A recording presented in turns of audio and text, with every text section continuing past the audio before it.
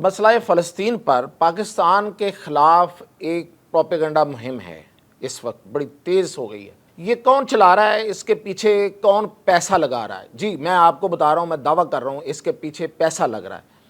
पाकिस्तान के ख़िलाफ़ मुहिम में कौन है? और दूसरा बड़ा सवाल ये कि अमेरिका यानी कि ट्रंप और नेतन्याहू भाई हैं आपस में, ये दोनों भाई जो हैं ये मुआहदे पे, अमन मुआहदे पे राज़ी क्यों हुए? क्या हुआ? असल में पीछे कहानी क्या है? और फिर एक और बड़ा सवाल जो लोगों के जहनों में, उसका भी मैं आज जवाब दूंगा, वो ये कि यूरोप क्यों फ़लस्तीनी रियासत की तरफ जा रहा है? क्यों यूरोप के बहुत से ममालिक एक एक करके फ़लस्तीनी रियासत को तस्लीम करने की तरफ बढ़ते जा रहे हैं? आखिर उसके पीछे क्या कहानी है? यूरोप को ऐसा क्या प्यार आ गया है फ़लस्तीनियों पे और मुसलमानों पे? तो इन सब सवालों के जवाब के साथ मियां ताहिर।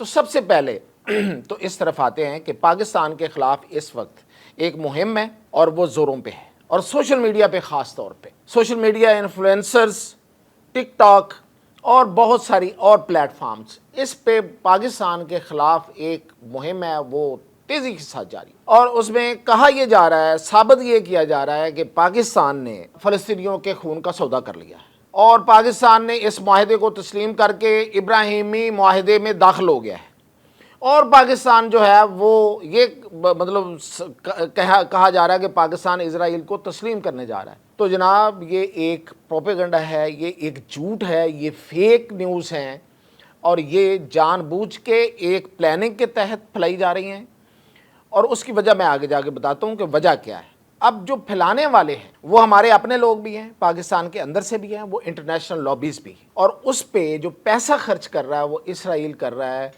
एक पोस्ट के जो इंटरनेशनल लोग जो पोस्ट कर रहे हैं, मैं उनकी बात कर रहा हूँ, जो पाकिस्तान से बाहर हमारे लोग पोस्ट कर रहे हैं, उनकी कीमत थोड़ी कम होगी, और पाकिस्तान के अंदर वालों को भी कुछ ना कुछ मिल रहा है। तो जो पाकिस्तान से बाहर इंटरनेशनल इन्फ्लुएंसर जो हैं, जो पाकिस्तान के ख़िलाफ़ प्रोपेगेंडा मुहिम में शरीक हैं, उनको एक पोस्ट का $7,000 दिया जा रहा है। ये इंटरनेशनल मीडिया की खबर है। और फिर इसका एक सबूत और है, आपको याद होगा कि न्यूयॉर्क में नेतन्याहू ने एक मुलाकात भी की इन्फ्लुएंसर्स के साथ, और उसमें उसने कहा कि अब हमें ये जो जंगी हथियार हैं इनके साथ साथ टिकटॉक और एक्स यानी ट्विटर को भी इस्तेमाल करना है, और उसने इनको बिल्कुल ऐसे बराबर के हथियार करार दिया, जंगी हथियार करार दिया। तो वो पैसे दे रहा है, इसराइल इस पे पैसे लगा रहा है, इसराइल के दोस्त इस पे पैसे लगा रहे हैं, जो इसराइल को फंड करते हैं वो वाला पैसा इस पे लग रहा है, डॉलर्स आ रहे हैं। इसलिए पाकिस्तान के खिलाफ ये मुहिम है। अब चलते हैं आगे कि क्यों है। इन दोनों बात सवालों का एक ही जवाब है, एक ये कि ये क्यों हमारे खिलाफ ये मुहिम, पाकिस्तान को बदनाम करने की, पाकिस्तान के पर बहुतान लगाने की जो मुहिम है ये क्यों चल रही है, और दूसरा कि नेतन्याहू और ट्रंप जो है ये क्यों राज़ी हुए इस अमन मुआहदे पे, आखिर उनकी क्या मजबूरी थी। तो इसमें सबसे बड़ी बात यह है कि जो सऊदी अरब के साथ पाकिस्तान ने मुआहदा किया है, दफ़ाई मुआहदा किया है, ये है असल वजह इसके पीछे। ये मुआहदा जो है ये किसी तौर भी अमेरिका को हज़म नहीं हुआ, ना होगा। ये इजराइल के लिए एक मुसीबत से कम नहीं है। अगर ये मुआहदा किया है सऊदी अरब के दफा का, तो किसके खिलाफ? अमेरिका खुद तो हमला करने नहीं आ रहा सऊदी अरब के ऊपर, तो हमला किसने किया था? कतर पे, इजराइल ने। और अगर अगला हमला किसी मुल्क पे यानी कि सऊदी अरब पे या किसी पे करेगा तो वो भी तो इजराइल ही करेगा ना। तो फिर हम दफा किसके खिलाफ करेंगे? हम किसके खिलाफ खड़े होंगे उस वक्त? इजराइल के खिलाफ। तो ये दरअसल इजराइल अपना दुश्मन हमें समझता है अब डायरेक्ट, उनके लिए अरबों का तो कोई इशू नहीं है। देखें उर्दन उसका अपना है, कब्जा हो चुका है, ये कोई माने या ना माने। शाम तकरीबन उसने ले लिया हुआ है, अहमद अल शरा बैठे हुए हैं, तुर्की उसको हेल्प कर रहा है, सऊदी अरब भी चाह रहा है कि कोई ना कोई किसी ना किसी तरीके से वहाँ पे कुछ सर्वाइव हो जाए, और अगर तुर्की तकसीम भी हो तो एक हिस्सा ही सही आ जाए। यहाँ तक बात चली गई है कि एक हिस्सा ही सही है इस केक में से, वो ही हमारे पास आ जाए, तो आप समझेंगे तो शाम पे भी उसका कब्ज़ा है। वो जो ध्रुव हैं या जो बाकी जो उन्होंने जो अपने एजेंट वहाँ पे वो कबीले उसने छोड़े हुए हैं, उसके ज़रिए वो वहाँ भी कब्ज़ा कर चुका है। बाकी सब रियासतों पे कब्ज़ा कर चुका है। सिर्फ 2-3 रह गए, एक सऊदी अरब रह गए, ایک مصر رہ گیا ہے، وہ بھی جب تک وہ چون چراں نہیں کرتا، چون چراں کرے گا حملہ کر دے گا اس پہ اور اس کو اس کی اوقات یاد کرا دے گا۔ تو اس کے علاوہ پھر باقی کون ہے؟ پاکستان ہے۔ تو پاکستان ہی ہے جو سعودی عرب کی حفاظت کرے گا، تو اس لیے اس کو تکلیف ہے پہلے نمبر پہ۔ تو پاکستان کو بدنام کرنے کی مہم ڈائریکٹ اسرائیل چلا رہا ہے اور وہاں سے فنڈنگ ہو رہی ہے۔ یہ میں ایک پوسٹ بھی آپ کو دکھا رہا ہوں، اس کے اوپر ریٹ بھی لکھا ہوا ہے، اسی کو آپ جائیں اور گوگل پہ اس کی ڈیٹیل پڑھ لیں، وہ ساری کی ساری یہی باتیں۔ اچھا، دوسرا یہ کہ یہ جو معاہدہ ہے یہ بھی اسی معاہدے کی وجہ سے، یہ جو امن کی طرف چلنا شروع کیا انہوں نے کہ ہم امن لانا چاہ رہے ہیں، یہ بھی اسی کی طرف ہی ہے، دراصل اسی وجہ سے ہے، اس معاہدے کی وجہ سے ہے کہ پاکستان آ گیا ہے، اب تو ہمارے لیے مشکل ہو جائے گا یہاں پہ لڑائی کرنا، اس لیول کی جس لیول پہ اسرائیل اب آنا چاہ رہا تھا۔ اسرائیل اب یہ جو غزہ کے چھوٹے موٹے حملے، چھوٹے موٹے میں اس لیے کہہ رہا ہوں کہ یہ تو اس کے لیے کوئی پرابلم ہی نہیں ہے غزہ میں جنگ کرنا، تو وہ بالکل حاوی ہو چکا ہے، لیکن بڑی جنگ کے لیے تو بڑی جنگ کرنی پڑتی ہے نا۔ مطلب وہ اگر ایران اس کا جواب دے سکتا ہے، اس کے پاس کچھ بھی نہیں تھا پھر بھی اس نے جواب دے دیا، تو ملکوں کے ساتھ جنگ لڑنا تو اسرائیل کے لیے ابھی بہت مشکل ہے۔ اس جنگ میں کی تیاری وہ کر رہا تھا اور اگلا فیز وہی آنے والا تھا، اب وہ رک گیا ہے پاکستان کی وجہ سے، اور یہی اس کو تکلیف ہے۔ اور اسی تکلیف کی وجہ سے ٹرمپ نے پھر اس کو سمجھایا ہے اور اس کو بھی سمجھ آئی ہے کہ ہمیں فی الحال رک جانا چاہیے، ایک سانس لینا چاہیے، ایک وقفہ چاہیے، اسے ایک انٹرول چاہیے تاکہ وہ دوبارہ سے اپنے آپ کو مجتمع کرے اور کوئی بہانہ اور ڈھونڈے۔ آپ کا کیا خیال ہے؟ القسام بریگیڈ جو ہے وہ ڈسارم ہو جائے گا؟ نہیں ہوگا پہلے نمبر پہ۔ اگر فرض کریں کہ وہ ایک دفعہ اعلان کر بھی دیتے ہیں کہ ہم ڈسارم ہوتے ہیں، تو ان کے لیے کوئی مشکل ہے کہیں پہ بھی کوئی خود سے حملہ کروانا اور اس کو القسام بریگیڈ کے حملے کا نام دینا؟ جس طرح انہوں نے 7 اکتوبر کو کیا تھا، جو وہاں پہ لوگ مارے گئے اسرائیلی، یہ تو انٹرنیشنل میڈیا ثابت کر رہا ہے کہ وہ زیادہ لوگ جو ہیں وہ اسرائیل کی اپنے جو ہیلی کاپٹرز ہیں ان کی فائرنگ سے مارے گئے۔ اگر وہاں حماس تھی بھی تو ان کے ذریعے تو لوگ بہت کم مارے گئے۔ تو اب تک اسرائیل یہ کتنے معاہدے کر چکا ہے؟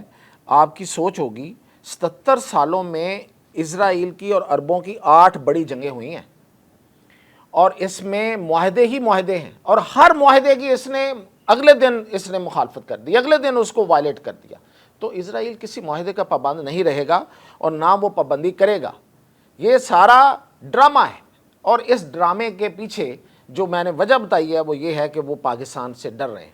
اب آتے ہیں اس سوال کی طرف کہ یورپ جو ہے اس کے اندر کیا تکلیف چل رہی ہے، یورپ کو کس چیز کا ڈر ہے اور خوف ہے، اور امریکہ کو وہ خوف کیوں نہیں ہے؟ وہ یہ ہے کہ یورپ جو ہے وہ سمجھ رہا ہے، اسے پتہ ہے، یورپ آپ کو پتہ ہے کہ ان جنگوں کا، صلیبی جنگوں کا مائی باپ ہے، یہ بڑا پرانا جنگ کرتا آ رہا ہے، اور یہ جس جگہ پہ اس وقت جنگیں ہو رہی ہیں، یروشلم اور یہ فلسطین، یہ بھی تو یہاں بھی تو کرسچنس تھے نا پہلے، انہی سے پھر ہم نے لیا تھا، اور پھر دوسری دفعہ بھی انہی سے لیا تھا صلاح الدین ایوبی نے، اور پھر تیسری دفعہ بھی عثمانیوں نے عیسائیوں سے ہی لیا تھا۔ تو وہ ان جنگوں کو اچھی طرح جانتے ہیں۔ اب ان کو پتہ ہے کہ یہ پیچھے ہٹنے والے نہیں ہیں، مسلمان پیچھے ہٹنے والے نہیں ہیں، یہ اس کو اپنا فرض اولین سمجھتے ہیں، فلسطین کی فتح اور فلسطین کا حصول۔ تو اس لیے ان کو پتہ ہے کہ اب پوری دنیا میں جنگیں ہوں گی تو وہ یورپ میں چلی جائیں گی۔ اب یہ جو مڈل ایسٹ والی جنگ ہے یہ ہو گئی جو ہو گئی، بڑی شہادتیں ہو گئی، 80,000 شہادتیں ہو گئیں، اس سے زیادہ بھی ہو جائیں، تو لوگ شروع سے شہادتیں دیتے آ رہے ہیں۔ جب صلاح الدین ایوبی نے وہاں پہ حملہ کیا تھا تو اس وقت یروشلم میں فلسطینیوں کے کیا حالات تھے؟ اتنے ہی برے حالات تھے جتنے آج ہیں۔ اسی طرح ان کو ذبح کیا جاتا تھا، اسی طرح ان کو غلام بنا کے رکھا جاتا تھا۔ اور پھر صلاح الدین ایوبی نے جو انتظام کیا تھا وہ یہ کیا تھا کہ ارد گرد کی ریاستوں کو اپنے ساتھ ملایا تھا سب سے پہلے، اور اس یروشلم کی جو بادشاہت تھی اس کو کمزور کیا تھا، اس کا معاشی ناطقہ بند کیا تھا، یعنی کہ اس کو معاشی طور پہ بھی کمزور کیا تھا اور اس کے ارد گرد اتحاد بنایا تھا۔ آج بھی اگر آپ دیکھیں تو یہ کام کیا کرتا ہوا آپ کو پاکستان نظر نہیں آ رہا تو آپ کی مرضی، میں نے ہنٹ دے دیا آپ کو۔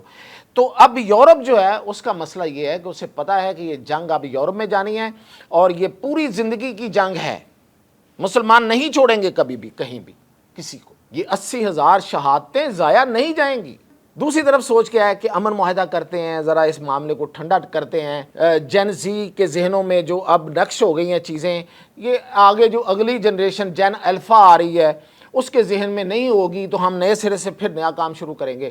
یہ پلاننگ ہے. لیکن نہ یورپ بچ رہا ہے نہ امریکہ بچ رہا ہے. امریکہ کے اندر کیتھولک عیسائیوں نے جس طریقے سے اب یہودیوں پہ حملے شروع کر دیے ہیں, ان کے خلاف آرگنائز ہونا شروع ہو گئے ہیں. یہ جو ٹرمپ والے ایونجیکل کرسچنز ہیں یہ ان کی مدد نہیں کر سکیں گے. کیتھولک وہاں پہ مضبوط ہو رہے ہیں اور وہ ہیں یہودیوں کے خلاف.